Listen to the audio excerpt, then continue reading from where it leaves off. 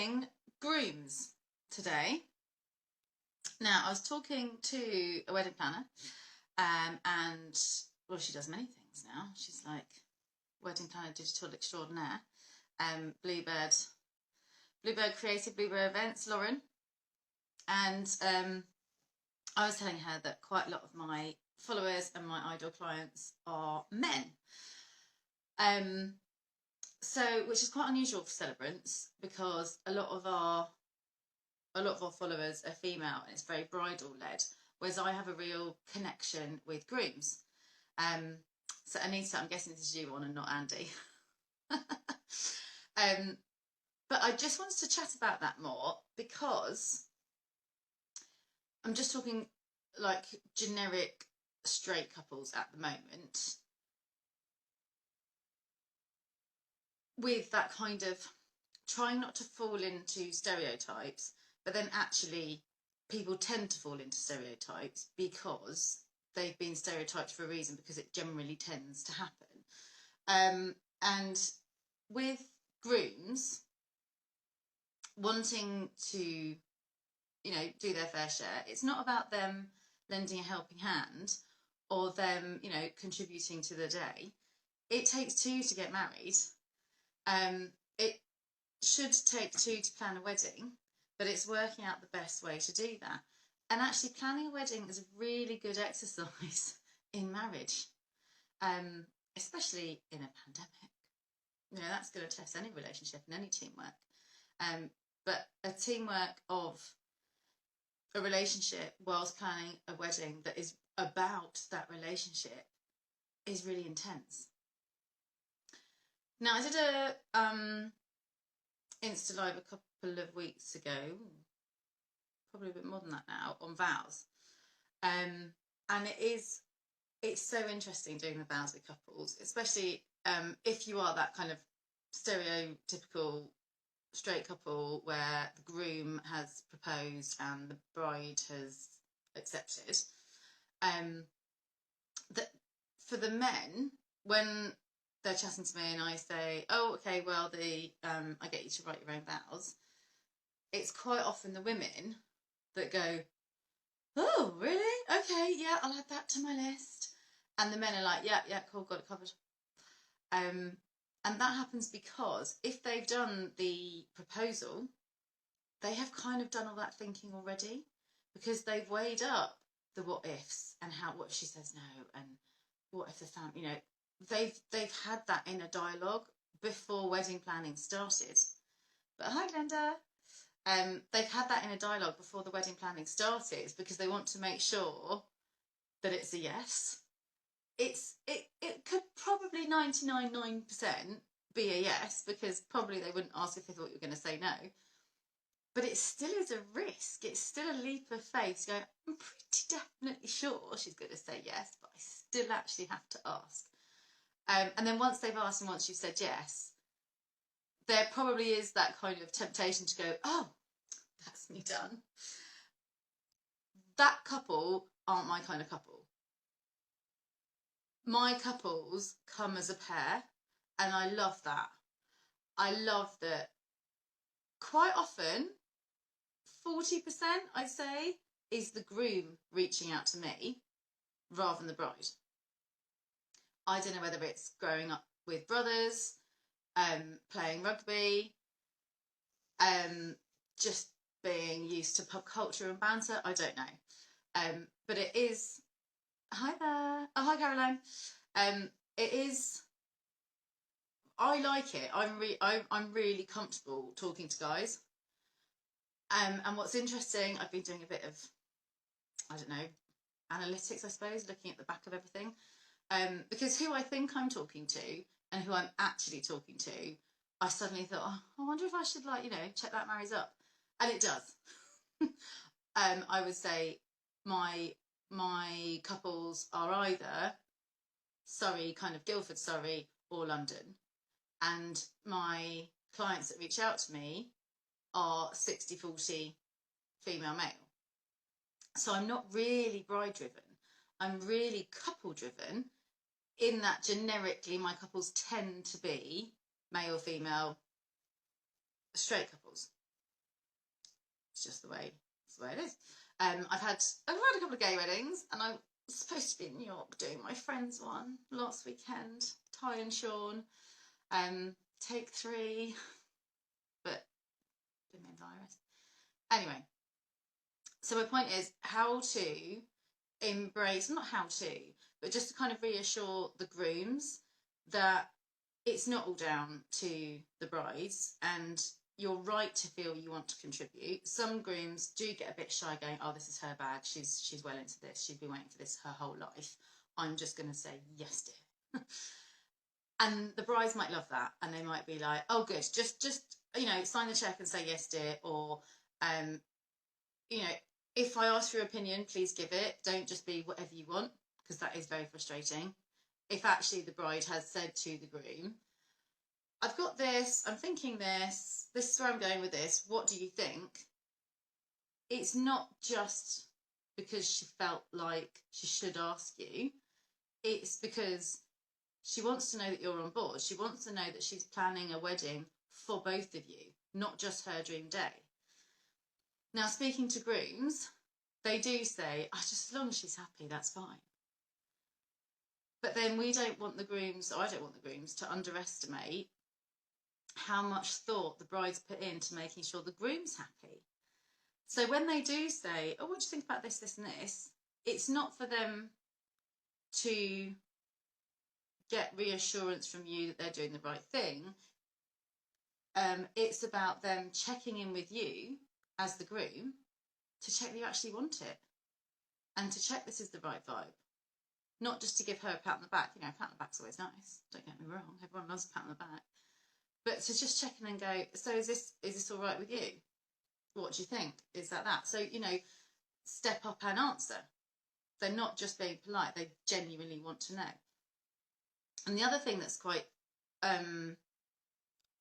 lovely about the grooms in my life is that they tend to be the best at writing the vows, because they've done the thinking, so they do write the vows.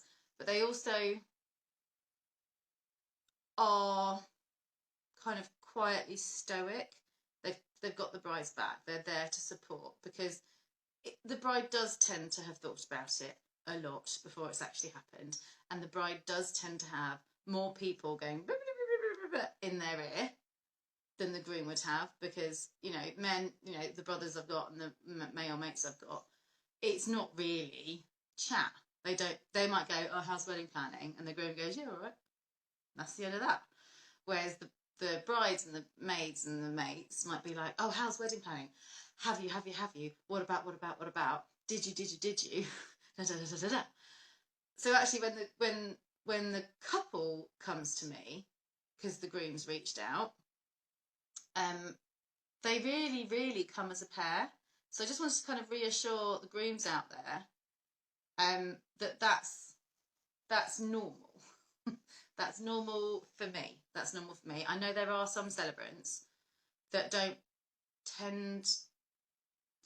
meet the groom maybe once, and the rest of the time it's all liaising with the bride. I probably email equally, and I'll CC in both. Because you do get different vibes at different times. The groom might be on one page on one week, and then the bride might be on a different page a different week. So there are jobs that the groom can do that might be, I suppose, seen as generic. Things like sorting out the transport to and from the venue. I nearly got the bus back because that job wasn't completed by my other half. And I was in my wedding dress, trotting down 9 Elms Lane in Vauxhall at midnight, going, did you not order a car? He's like, oh, no, thought we could just get the bus home. I was like, all right. So I stood in Vauxhall Station in a wedding gown. And I didn't laugh about it at the time. I wasn't cross. I was just like, okay, fine. I just thought it was quite funny. Honeymoon, tend to do the honeymoon. Again, that's a bit like waiting for the proposal, the thinking that goes behind it, that mulling over, that research, that cross-referencing things, you know, getting that honeymoon, the groom you might then say, oh, I thought about here, here, and here. If we go here, it's this kind of vibe. If we go here, it's that kind of vibe. If we go here, it's a bit of this and a bit of that. What do you think? And the bride can be like, oh, yay. Because they will be carrying a lot, and you will probably spend the first 3 days high as a kite going, do you remember this? And wasn't this amazing? And did you say and so and so? Oh, I didn't get to see so and so. And then by about day 2.5, you're just like, oh, I'm ready to hit the beach. So I would say, talking to, you know, myself and friends that have got married and had honeymoons, you pretty much spend the first 1.5 days just flying, you know, high as a kite, and then the evening of day 2, so on to day 3, you just go, oh, I'm ready to stop talking and relax now. But so travel, and the honeymoon, cars, doing the rings, like going ring shopping. Obviously, as a celebrant in the ceremony, the rings tends to be, it doesn't always be, tends to be the first gift you give to each other as husband and wife. So the rings are really important. And because the groom, again, I'm being totally stereotypical, because the groom would have tended to have gone ring shopping and chosen a ring and thought about it, they've already got that backstory of metal, which metal goes with which metal. If you've got a 18 karat yellow gold engagement ring, don't go and get a platinum wedding band, because platinum is harder than yellow gold and it will wear out quicker. If you know, for example, there's a family heirloom that is the engagement ring that is yellow gold, then just kind of bear that in mind. So, for example, I've got my nan's engagement ring. No, I haven't. It's her eternity ring, and it is 18 karat yellow gold, but my ring's a platinum, and it does wear out, so I get her ring dipped in platinum just to give it that extra bit of strength around the outside, and so it matches. So it's just kind of, but the grooms, if you're doing the rings and you are a groom and that's where you're going, think about that. Think about, is there family heirlooms? Is there an engagement ring that is expected to be used? What metal is it? So when you do go ring shopping, you know how to do it. You know the ring, you know how the metals work, and what shape it, you know, it's a D shape, is it, you know, all that jazz. What else is quite useful for grooms? That you can do to I was about to say to support your wife.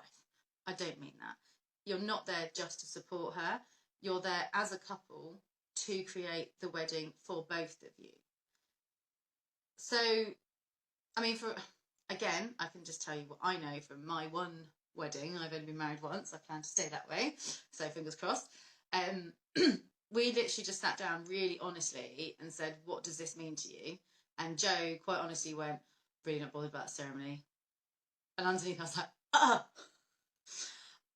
And then I said, I'm not that bothered about the after party. And he was like, what? Because that's where we're at. So he was like, okay, fine, cool. You go all out, fill your boots, ceremony magic, leave the reception to me. And I was like, yeah, cool. So we just sort of checked in with each other. So I had no idea what the food was. I knew there was a band, but I didn't really know what the band was. We booked the venue together. I had nothing to do with the cars. Turns out there weren't any. And then with the ceremony, I'd pick the music, but I'd listen, I'd let him listen to it and go, right, I love this. What do you think about this? I think I might come into that.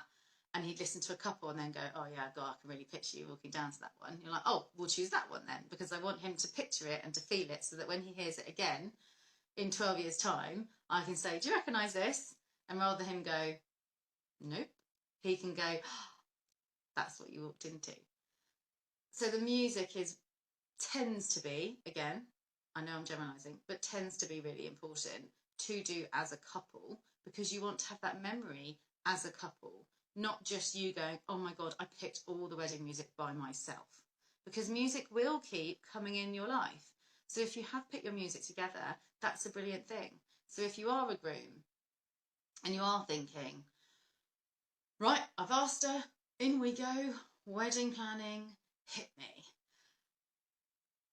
Have the honest conversation with each other and say, what is really precious to you and what is really precious to me, as in each other.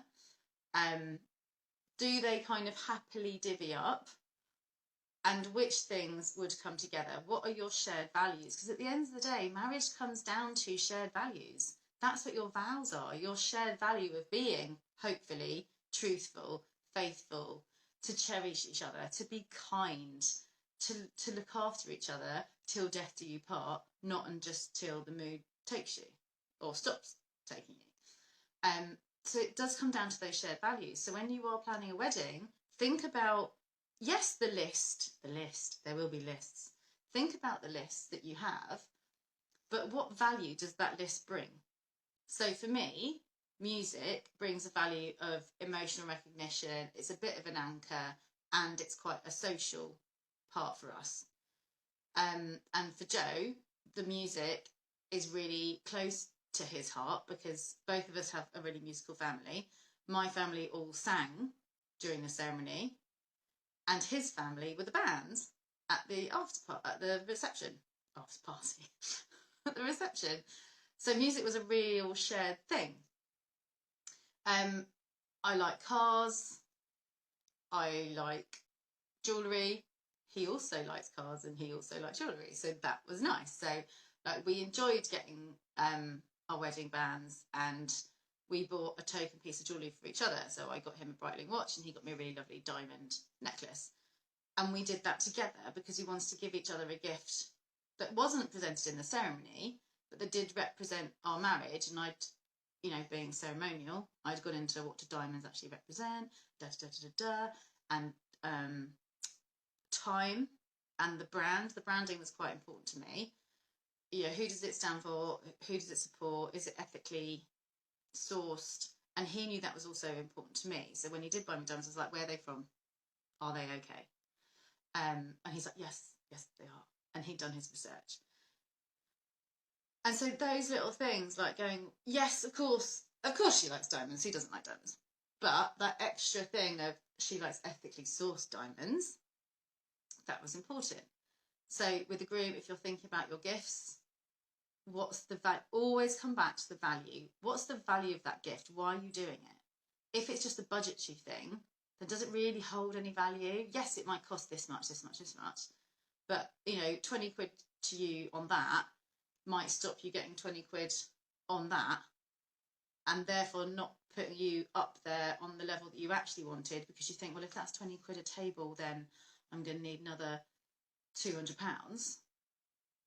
But I know she'd value a really wicked car at the end of the night to drive off in. So, that's something to talk about. And then you might talk about it and the bride might say, actually, no, the favours are really important to me, so I want people to have a gift. There is value in that connection. And then you have that conversation about, okay, is the value in connection? Is the value in sharing? Is the value in having just like a wicked car? And then you kind of work out there's so many ways to plan a wedding. There are so many ways to plan a wedding, and there are so many wedding planners out there to help you. There is so much out there to help you. But what I really want to bring home to you is that the groom helping out doesn't do anybody any justice. It takes two to get married. It takes two to find a shared value. And by finding that shared value through planning and creating and styling your wedding, down to the vows, will make it a union, yes, of marriage, but we'll make it a union of style coming together. We'll make it a union of values coming together. We'll make it a union of tastes coming together. Like, he might like this, and this, and the bride might like that, and that. And then as they come together, they sort of work. So, for example, for our wedding, I don't have a favourite anything. It just sort of depends what mood I'm in. And Joe's the same. So that's always quite tricky when you're planning. They're like, what's your favourite colour? You're like, oh, depends what mood I'm in. Which is no help to anybody. So we were like, hang on a minute, why do colours become favourite at different times? And I was like, actually, it's all about the context it's in. So, like, I love lavender when it's lavender season because it attracts the bees and it makes me go, oh, spring's finished, summer's here. And you get the lavender fields and it makes you think back of your childhood. And you're like, oh, God, I remember walking through the lavender fields. And you suddenly go, oh, lavender. And then Joe's like, oh, yeah, I really like lavender. I was like, as a colour or as a plant? And he's like, yeah, both. I'm like, oh, okay, we're getting married in June. Lavender's out in June. Excellent. Lavender is going to be our flower. And we like the colour. So lavender. And so then Joe was like, I'll have a lavender waistcoat. And I was like, I'll have a lavender bridesmaid dress. And we're like, done? Okay, done. And that's how we picked our colour. We decided what we liked. We couldn't decide what we liked, but we explored why what we liked changed. And why what we liked changed was because it's seasonal. It was about being present, what's happening now. Like that, I wouldn't pick flowers that were out of season. You know, like if it's in deep winter and you love peonies, yes, you probably can get peonies, but they might not open. They'd have to be shipped in, you know, flown in from miles away, and it doesn't have that value for me personally, because I want it to be seasonal. I want it to be fresh. I want it not to have air miles. I would use a British flower farm. And so that's how we made our decisions. We made them through our values, and that shared sense of valuing our values are the clients that find me, are the grooms that reach out and say, right, we've hit the wedding planning wagon. It's not even that I've been delegated. They'll say, right, I'm on wedding suppliers at the moment. Celebrants, one of the wedding suppliers, right. I've looked you up, like your vibe. Where do we take it from here? And again, I deliver also a lot of my lot from London. And because I'm from London and I'm used to that pace, and I'm used to quite a lot of wedding planning is done in your lunch break in between other works. I'm like, right, you need to know this. Great, fab. I will talk to you in 6 weeks because we don't need to talk again for a while. And they're like, great, fab, talk to you in 6 weeks. And they're off. And then 6 weeks later, I'll be like, hi, have you done this on the list? And they're like, yes, I've done this on the list. You're like, good. I don't need to talk to you for another 6 months. Okay, off they go. And it's that constant checking in. It's just fun, you know, and it's reassuring because the groom gets their say as much as the bride gets their say, and grooms call me and reach out to me and contact me almost as much as brides. So I'm very much there for the guys as I am for the gals. I think the girls quite like that too. It's that having that energy mix, I guess, of masculine and feminine energy. Maybe I need to thank my brothers for that.